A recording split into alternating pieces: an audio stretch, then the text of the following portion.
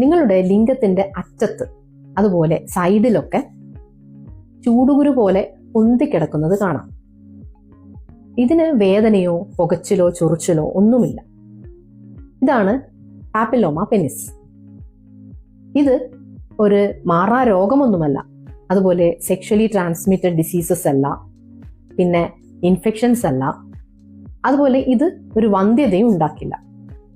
പക്ഷെ ഇവിടെ എന്താ പ്രശ്നം? കൂടുതലും ഇത് സർക്കംസിഷൻ ചെയ്യാത്ത പുരുഷന്മാരിലും അതുപോലെ തന്നെ ചെറുപ്പക്കാരിലുമാണ് കൂടുതലും കാണുന്നത്.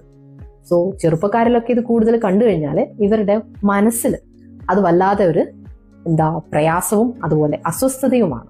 സോ അവരെന്താ ചെയ്യുക? അവർ തന്നെ സെൽഫ് ഡോക്ടറായിട്ട് മെഡിക്കൽ ഷോപ്പിൽ നിന്ന് ക്രീം വാങ്ങിച്ച് അപ്ലൈ ചെയ്യും.